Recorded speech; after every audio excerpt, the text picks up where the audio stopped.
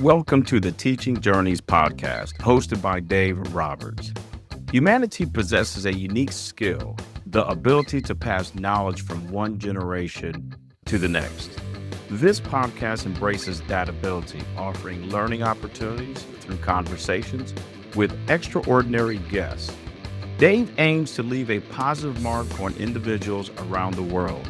So before you dive into today's episode, please share this podcast with your network, including friends, family, and colleagues. And please consider leaving a rating or review. Your support makes all the difference.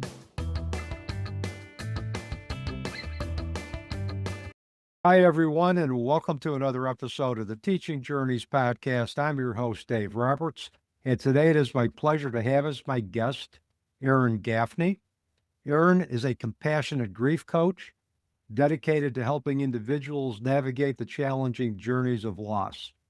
Originally from Charlotte, North Carolina, Erin now resides in Abbeville, South Carolina with her partner, Dameron, and their two cats, Tatum and Hobbs.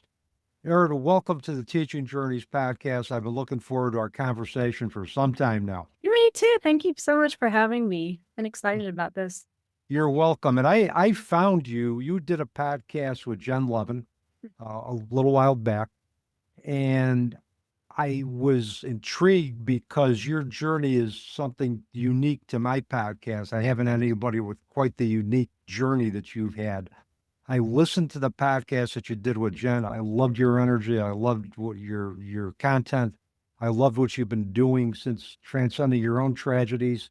And I reached out to you and am grateful that you accepted the invitation to come on the podcast. Yes, I'm excited to be here, and I'm so glad you invited me, and thank you for the beautiful work that you do. I'm very inspired by you. Well, thank you. And I'm inspired by the work that you're doing, particularly with Twinless twins. And we're going to be talking more about that down the road. But first question I have for you is tell our audience about the experience or experiences that have shaped your life path and your life passions today. So there's a lot going on there, but just give a few points that led me to where I am today. I came to a place of wanting to help others and their grief after many years of navigating my own. My childhood was marked by challenges, alcohol addiction, mental illness within the family. Parents who often did their best were deeply self-absorbed, and among my siblings, I just felt chaotic and fragmented, lots of fighting going on, just very chaotic childhood. And then fast forward to when I was 23, my twin sister, Sara, was killed in a tragic car accident involving a police officer. For the next 2 decades, I struggled to face the loss. At first, I was very numb, like you typically would be with a traumatic experience. Later, I turned to alcohol and constant socializing to avoid the pain, anything I could do to avoid facing it. I lacked the support that I needed. My parents often sought the spotlight, and aftermath of Sarah's death, there was a big legal battle with the city, and I just felt very much pushed into her shadow, unseen in my own grief and misunderstood by those around me.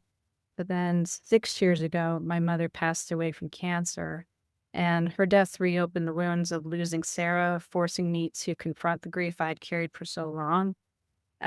That journey has shaped my desire to create space for others to honor their pain, their healing, and their resilience. And then a year and a half ago, I started to get my certifications in grief coaching and education.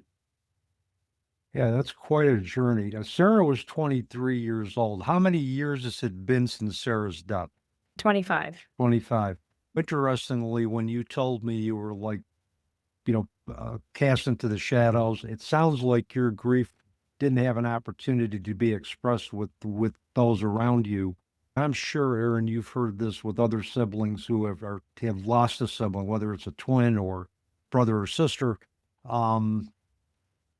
It's basically they talk about their grief being disenfranchised, is that everybody is concerned about how the parents are doing, and and that basically their grief is not acknowledged. It sounds like, am I correct that was kind of what was going on with you?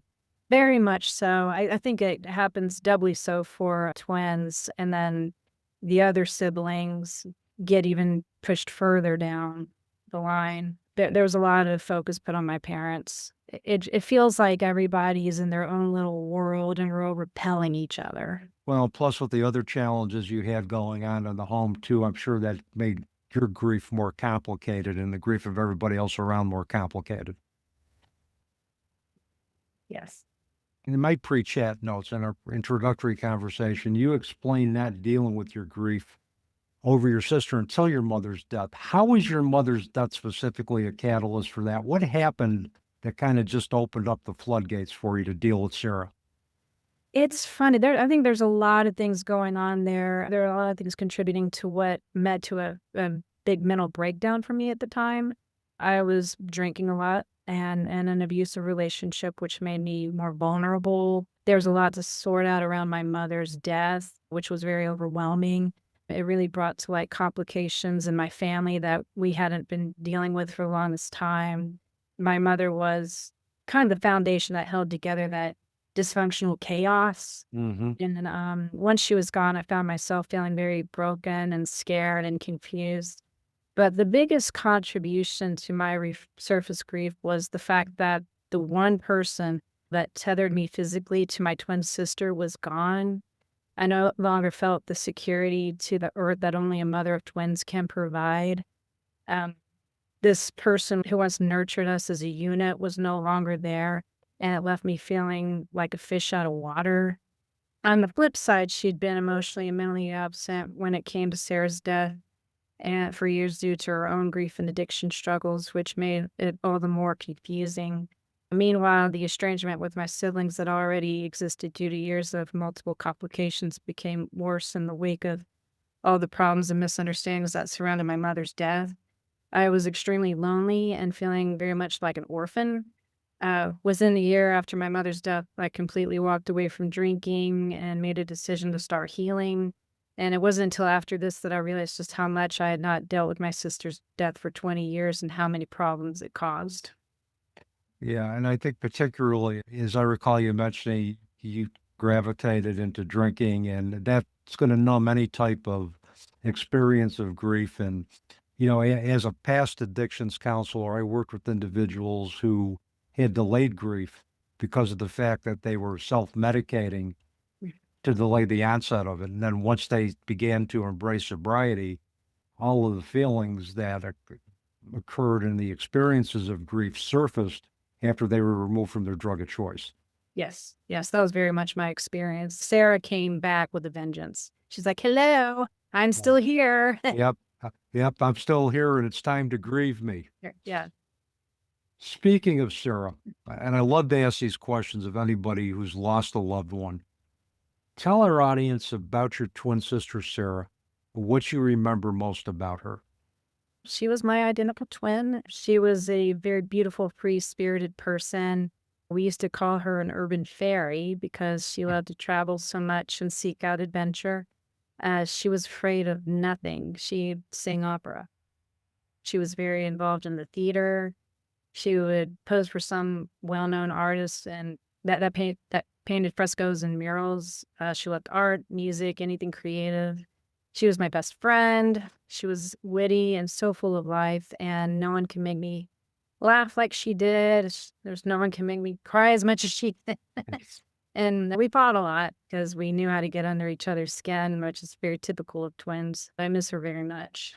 Yeah, and the thing is, I teach a death, dying, and bereavement course at Utica University, and we talk about sibling grief. I ask my students, how many of you have a brother or sister that you tell stuff to that you'd never tell your parents? And every one of them raises their hand, and that's the unique piece about the sibling relationship is just as the parents lose that sacred relationship with their child, the siblings lose their sacred relationship with each other. And their relationship has different connotations or different significance than the parent-child bond. And a lot of times, again, that just gets swept under the rug. Yeah, absolutely.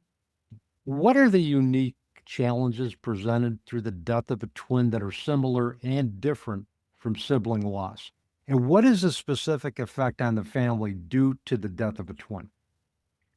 So, there's all kinds of things that can happen there. Well, first, twins find themselves in an identity crisis. uh, learning how to navigate the world as a me instead of a we. I mean, you've grown up with this person all your life and treated as one unit, and suddenly that's not there. And you just start getting treated differently. There's a lot of survivors go extreme loneliness. You're kind of on your own island, like no one but a twin will understand this kind of grief. It's a very unique kind of grief. The parents of twins will ignore the surviving twins due to their own grief, and they kind of expect them to fill the void of the missing twin and always be available to them. The surviving twins' grief goes unnoticed. But then on the flip side, some twins' parents start to helicopter and become overprotective. Yeah. You can find yourself being ignored. You can find yourself being smothered. Um, and it's pretty convoluted when you've got other siblings in the mix. Like they've already felt secondary to twins oftentimes, and now they feel really secondary. And it took me a long time to realize that my siblings suffered a lot more than I realized growing up. I would think that the bond that you had with Sara, being identical twins, was quite different than just a normal sibling bond that you might have had with your other brothers and sisters. And I could see some hierarchy in that within the family, some subdivisions with that. And it's the other question is, how do you find a balance between, how do you advise parents to find a balance between staying totally detached from their surviving children's grief and being the helicopter parent where they're smothering all the time? Before you answer that, as a parent who's lost a child, I can see the helicopter piece with that, because our safety net has been shattered. I mean, our world was shattered, thinking that you'd never have to bury a sibling, much less your identical twin. Our worlds were shattered when we had to face the unthinkable, which is burying one of our children. We always thought our children would carry our legacy and not the other way around. So with all of that, how do you advise parents to find the balance between being the helicopter parent and being too overprotective or smothering? That's a good question. I would say have conversations with your children and keep the communication going. Ask what the child's needs are. Make sure that they're not, stepping boundaries. Checking in with each other as much as possible. You're right. I think all of that sets the stage for setting up an environment where the surviving siblings and their surviving children can at least talk about the brother or sister that they've lost. One of the things I know that I've heard that siblings have been told is that, well, you have to be good for your parents. They're going through a tough time. Don't do anything to make them more upset. Be good. And basically the message is take care of everybody else. Take care of your parents to the exclusion of taking care of yourself. And I think it's important for parents to be able to create a safe environment to say, look, even though it seems like I may be very consumed with my grief, it doesn't mean you can't come and talk to me about your brother or sister.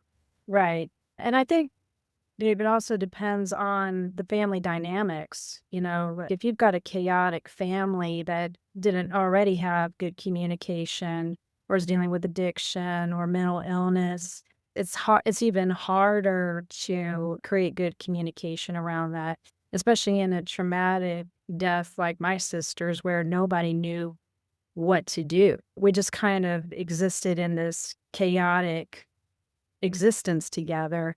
So I would also say go to counseling together, go to grief groups together, like do something, go to someone to help you learn how to communicate. Yeah. Yeah, I think you're right. In families where there are unhealthy dynamics, that type of a traumatic event or traumatic death, that's just going to rip apart whatever survival skills have kept them together.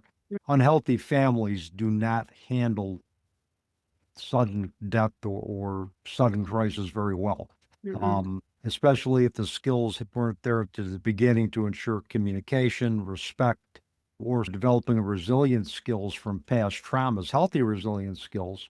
Then you're going to get what you're going to get. Yes, exactly. And you may agree that we're getting better as a society with talking about grief, but before, nobody talked about it. It was swept under the carpet, the elephant in the room.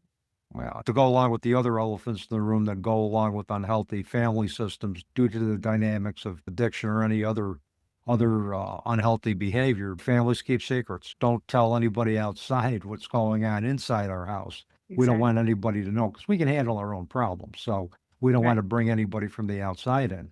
So there's going to be more of a cloak of secrecy, I think, when a traumatic death occurs. It's just going to be one of the other secrets that are kept from the Yeah. outside and not talked about. With grief, we got to talk about it. We need a community of support to get Mm. through it.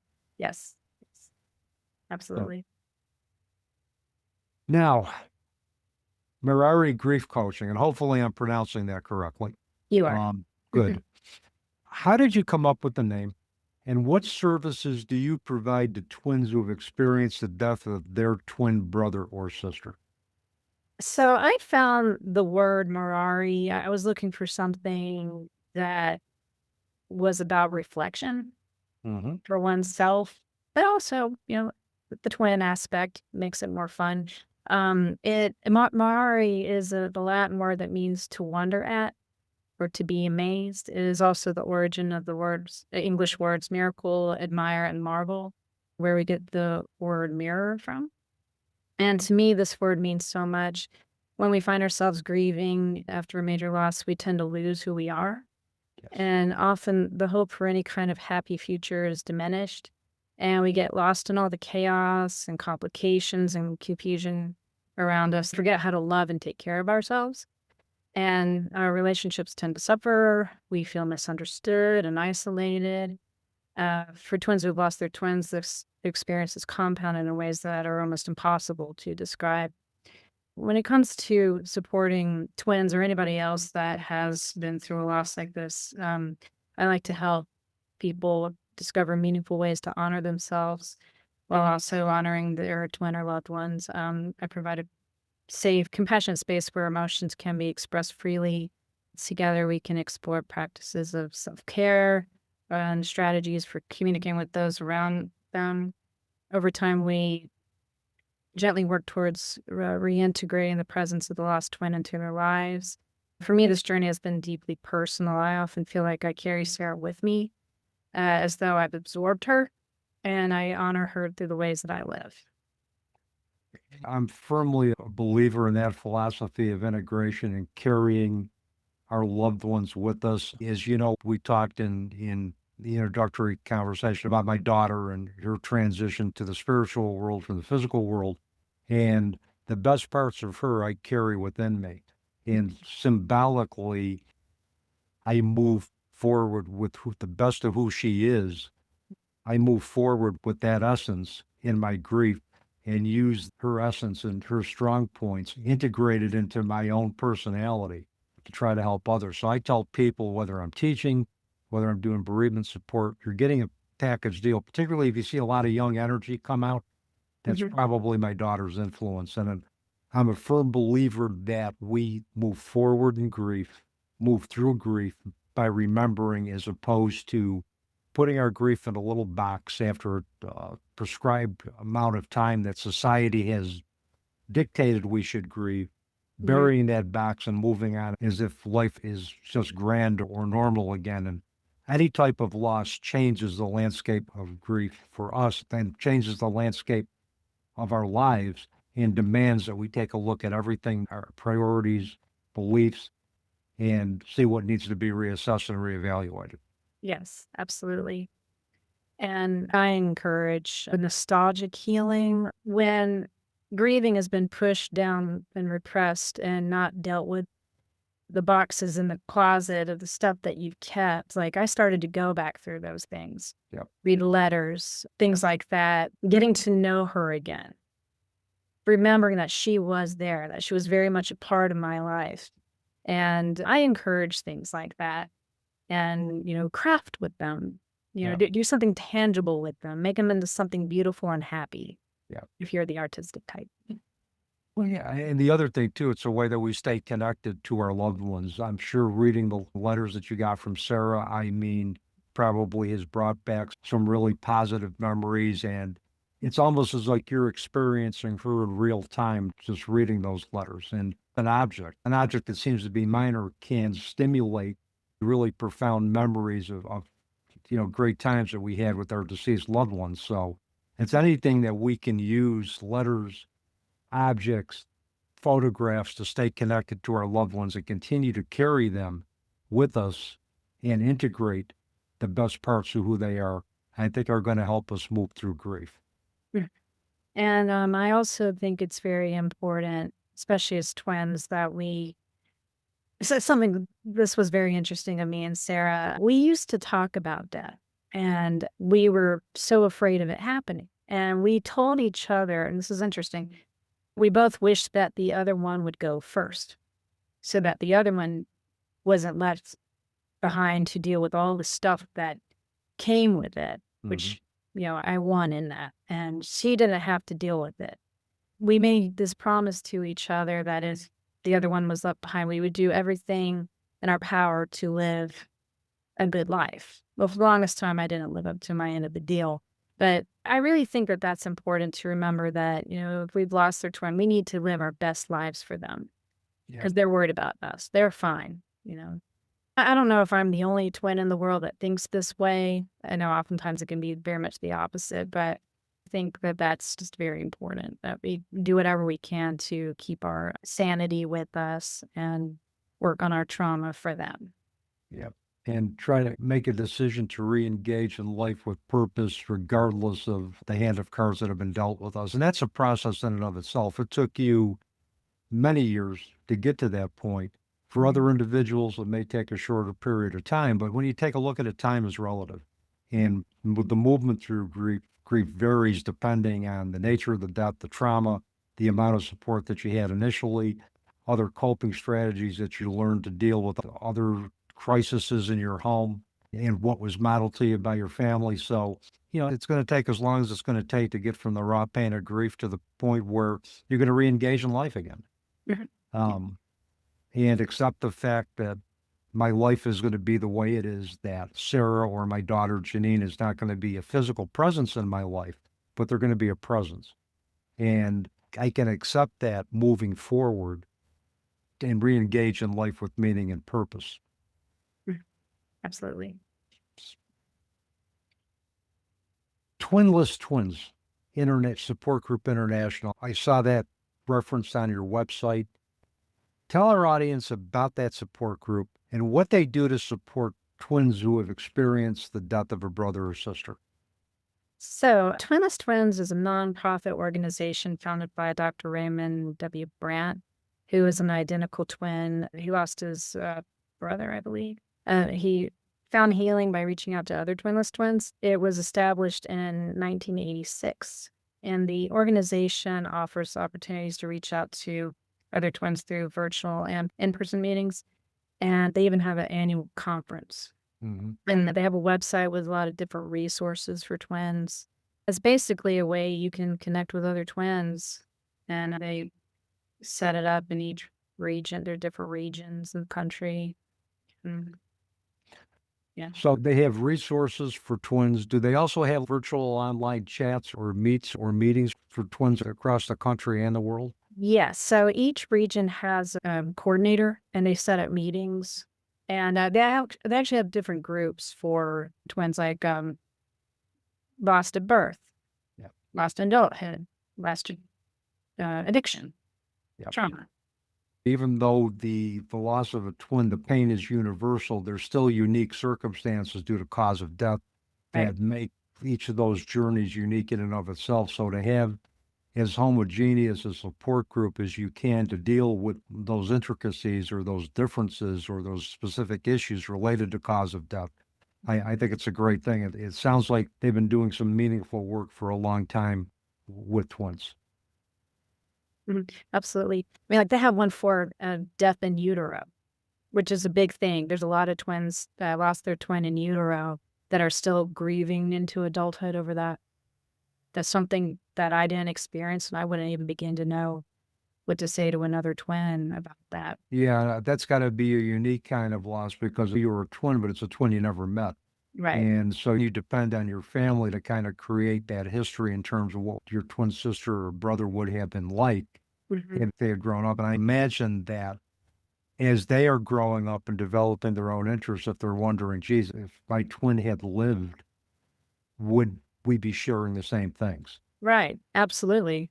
Yeah. You- Many people, like, over time they've even wanted to go so far as to find where their twin was buried if they were stillborn. They want a name, they want a date, they want something tangible. And oftentimes when it comes to that kind of death, parents sometimes don't even tell the children until later.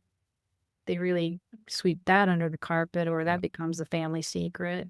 But it's really important to these people to know who was my twin. Yeah, and particularly if it was a twin that you never met, I think it's important for the family to include that twin that died in utero. Talk about the experience, what it was like, carrying both of them, how mom and dad felt with everything, how dad experienced mom's joy when she was, putting her hand to her stomach and hear her two heartbeats. Those kind of things that I think are so important.